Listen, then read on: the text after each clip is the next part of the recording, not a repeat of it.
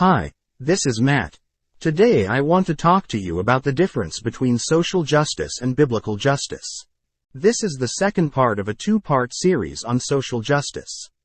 If you haven't watched the first part, go to Nehemiah Reset's website at nehemiahreset.org or at our Rumble.com account to watch part 1. This is reminiscent of the Marxist maxim, from each according to his ability, to each according to his need. Writing for the Journal of Business Ethics, William E. Murnion gives a straightforward assessment of the bishop's text. The conception of justice it espouses is socialist, and communist at that. Murnion conceded that the bishops were not crypto-communists, just that their conception of social justice is indeed identical with the communist principle of justice, even though the bishops have arrived at it from a route entirely opposed to Marx's. Finally, from the Catholic perspective, Pope Benedict XVI amply demonstrated his affinity to social justice through his encyclical Caritas in Veritate. Here, social justice is recognized as an issue of prime economic and political importance, one that goes beyond the free market approach. According to this encyclical, economic redistribution is justice. The Pope also recommended that the United Nations be reformed, along with the global economy, so that a true world political authority would emerge, with teeth. Why? 2. Seek to establish the common good. Although some older papal teachings uphold private property and reject Marxist socialism, such as Pope Leo XIII in Rerum Novarum, the Roman Catholic hierarchy over the past 100+ years has increasingly bridged social justice with economic and political collectivism. In this sense, the Holy See has become a cheerleading squad for the United Nations system of socialist management. As Professor Baum explains in his book, The Coming Century of Communism, slowly, step by step, stage by stage, the Catholic Church state champions the UN's agenda for a new international economic order. Pope Francis, the current pope, openly embraces social justice concepts and has frequently called for global wealth redistribution for the common good. He supports the UN's efforts and agendas to control wealth and its redistribution, and in a 2020 encyclical, Fratelli Tutti, he exuded socialism, and at times bordering communism, suggesting that capitalism is ineffective and criticized individualism in favor of its opposite, collectivism. Parallel to the modern Catholic version of social justice is Año historical movement giving active energy to the term. And if the papal idea of social justice found itself on the slippery slope to collectivism, this parallel movement intentionally aimed for the bottom of the hill. For generations there has been an activist side to the idea of wealth redistribution. This popular front, with a web of splinter groups, organizations, and fellow travelers, used social justice as the rallying cry for cultural transformation. In fact, this movement is very much alive today and continues to use the term as an effective banner. These social justice flag wavers have been the most vocal preachers of collectivism, the followers of Karl Marx, Lenin, Stalin, Mao, Castro, and dozens of other socialist and communist leaders. Communists and social radicals have been, hands down, the winners when it comes to employing this term. The Socialist International has always used it, as has Trotskyite organizations, red factions, and a multitude of socialist political parties. The idea of social justice within a more political context goes back a long way. In 1848, the Society of Fraternal Democrats, an international body that rubbed shoulders with Karl Marx and Friedrich Engels, published a veiled threat against the British system when they said, "Let the privileged classes renounce their unjust usurpations and establish political equality and social justice, and England will have nothing to fear against a world in arms." Under communism, wealth redistribution was to be used for social ends. In this structure, private property for personal gain was viewed as the cornerstone of the class system and was seen as the cause of social injustice and strife. Wealth redistribution, therefore, was aimed at producing a society where all people were economically equal. Hence, the abolition of bourgeois property, that of the capitalist class, was the key component of communism. Once the proletariat, working class, had attained political power, a more just social system. The proletariat will use its political supremacy to wrest, by degrees, all capital from the bourgeoisie, to centralize all instruments of production in the hands of the state, i.e., of the proletariat organized as the ruling class, and to increase the total of productive forces as rapidly as possible. Of course, in the beginning, this cannot be effected except by means of despotic inroads on the rights of property. This concept of social justice, the raising of an oppressed class through the degradation of another class, is a reactionary process based on the arousing of envy. At this base level, and in other respects, communism is directly linked to the French Revolution, an event that had sparked worldwide revolutionary fervor, and one whose shots are still echoing today. Austrian philosopher and defender of freedom, Erich von Kuehnelt-Leddihn, provides historical context when he said, "How many people were murdered or killed in battle because of the ideas of the French Revolution?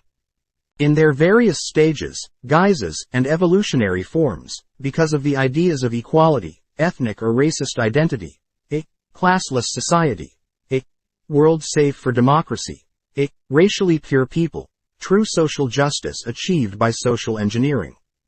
Weaving the thread of envy and social change, Kuehnelt-Leddihn reminds us when he wrote, "In the last 200 years the exploitation of envy, its mobilization among the masses, coupled with the denigration of individuals, but more frequently of classes, races, nations or religious communities has been the very key to political success. All leftist isms harp on this theme, i.e., on the privilege of groups, minority groups, to be sure, who are objects of envy and at the same time subjects of intellectual moral inferiorities. They have no right to their exalted positions. They ought to conform to the rest, become identical with the people, renounce their privileges, conform. If they speak another language, they ought to drop it and talk the lingo of the majority. If they are wealthy, their riches should be taxed away or confiscated." This method of arousing envy, often disguised as virtue, "We're doing this for the poor and oppressed," is built upon a sense of moral superiority and indignation, which then ferments into loathing and social action. At this point, the emotion of the ideal becomes the driver of transformation. Perched on this self-constructed high point, we quickly sanction socialism, the theft of all for the greater good. Are not content by the slowness of socialism, communism is pursued through revolution, the gutting of one class for the greater good. Either way, collectivism is instituted, which is the empowerment of those who claim to guide the general good. In all of this, they say, democracy takes on a purification role, expressed as mob rule. Whoever controls the biggest mob through the emotion of the ideal is the one who rules. Social change then occurs either through the ballot box or the barrel of a gun. It doesn't matter. The mob has spoken, equality will be enforced, and we can bask in the warm herd feeling of brotherhood. Literary critic and former Marxist, Herbert Reed, well understood these connections when he stated, "Communism is an extreme form of democracy, and it is totalitarian. But equally the totalitarian state in the form of fascism is an extreme form of democracy. All forms of socialism, whether state socialism of the Russian kind, or national socialism of the German kind, or democratic socialism of the British kind, are professedly democratic, that is to say, they all obtain popular assent by the manipulation of mass psychology. Over the years, communist and socialist leaders have rallied the masses with the message of inequality, oppression, and the social justice solution. Economic equality, which, they say, will come about and bring the end of inequalities and establish real social justice. In the current climate of the 2020s, critical race theory has been resurrected and is being introduced to millions, including school children, to help bring about the socialist, Marxist plan for Western society. In 1898, Eugene V. Debs, later dubbed America's greatest Marxist, equated a collective society, industrial freedom, and social justice. A few years later, during World War I, he noted that permanent peace based on social justice wouldn't occur until national industrial despotism was replaced by international industrial democracy. Economic profit was anathema to peace, and the ending of war could only come with the ending of profit and plunder among nations. A new order was needed where one class was striped and replaced by a more progressive and global apparatus.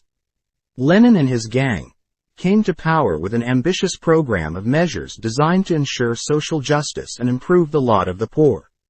Maxim Gorky, a friend of Lenin, couches this in glowing words of endearment when he said, "The heroic deeds which Lenin achieved are surrounded by no glittering halo.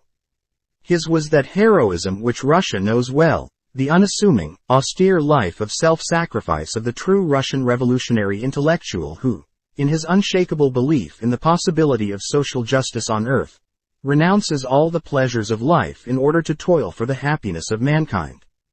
The result was disastrous. Mervyn Matthews tells us, the efforts to banish capitalist exploitation had all but destroyed the wealthier classes without benefiting more than a tiny proportion of the poor.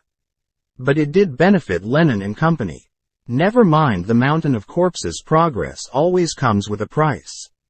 By 1922, the Russian Revolution had cost the lives of 6 to 10 million.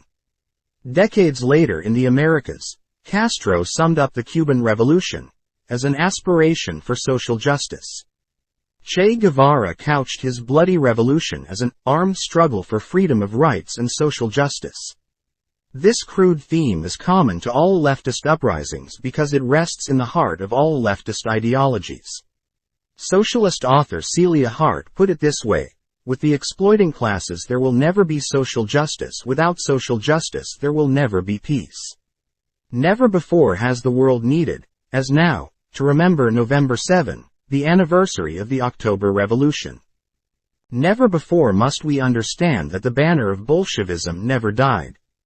And let us shout to our enemies, regardless of whether they call us terrorists, that we will not fight for the imperialist war, or for the miserable peace of injustices. We will fight together for the socialist revolution in permanent combat. Workers of the world, unite. It's a radical call. Today we see social justice linked to a myriad of radical movements, including environmentalism. Nice-sounding, morally high terms arise from this Marxist green marriage: eco-justice, green justice, and climate justice. How does this look? In 1990, the Manitoba government, in partnership with UNESCO, convened the prestigious World Environment, Energy and Economic Conference. The theme was provocative: Sustainable Development Strategies and the New World Order. A report was released with the findings, titled Sustainable Development for a New World Agenda. Chapter 2, Towards a Global Green Constitution, fleshed out a section with the subtitle, Social Justice. Population Control, Green Energy Regulations, and Accounting Systems that suggested an official global policy of one child per family, and the principle of global economic equality, would be central to the green government, the text reported. Human rights would also be at the forefront. Intolerable attitudes wouldn't be tolerated, all in the name of protecting the oppressed. Now, real oppression is evil. Nobody in his or her right mind wants oppression to occur or flourish. But social justice a la collectivism is the most dangerous form of oppression imaginable. Moreover, the truly downtrodden, like the peasants of the old Soviet Union, rarely have their load lightened under social justice. Instead, with the destruction of the creative capital inherent in a free market, the plight of the poor continues. In fact,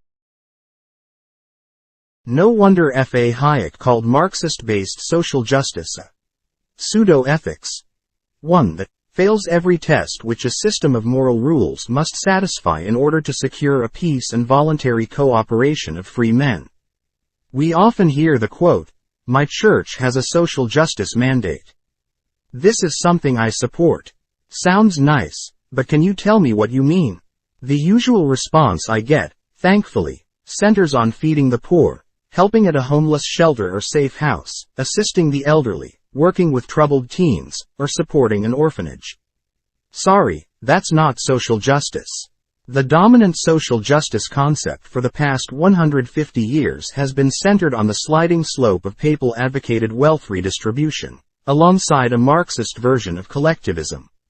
Feeding the poor and assisting the helpless, from a Christian perspective, isn't social justice, it's biblical compassion, a generous act of love. Such acts of compassion engage individual lives and are based on the Christian call of loving others more than self. This is the heart of compassion. An individual sees a need and operating out of love, reaches to meet that need. Churches too are to function in a similar manner. A need is evident, and moved by compassion, the congregation works to solve the dilemma. Coercion never enters the picture, nor does a political agenda emerge, nor is a call for economic equality heard. The biblical parable of the Good Samaritan demonstrates true compassion, see Luke 10. A Jewish man has been beaten, robbed, and left to die on the road. Various people pass him by, including the religiously pious. However, a Samaritan traveler sees the individual, and although the Samaritan is culturally alienated from the Jewish man, he recognizes the desperation and individually takes action, dressing his wounds and providing a place of rest and refuge. And the Samaritan pays for it himself without demanding remuneration or compensation, either from the victim, his family, or community, or from the government or ruling class. However, if the Samaritan were a supporter of the dominant theme in social justice, he would have acted with a different motive for different ends. The Samaritan would have used the occasion to lobby for social transformation. They might quote one of three reasons for the problem. First, the robbers were really victims of an unjust economic system and had acted in response to the oppression of the capital class. Second, in order to bring justice to this oppressed class and to steer them back to a caring community, equitable wealth redistribution should take place. And third, who will pay the victims' medical bills? The community or the rich?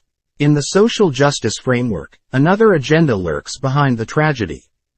A political and economic cause is piggybacked and leveraged, the cause of economic equality through wealth redistribution.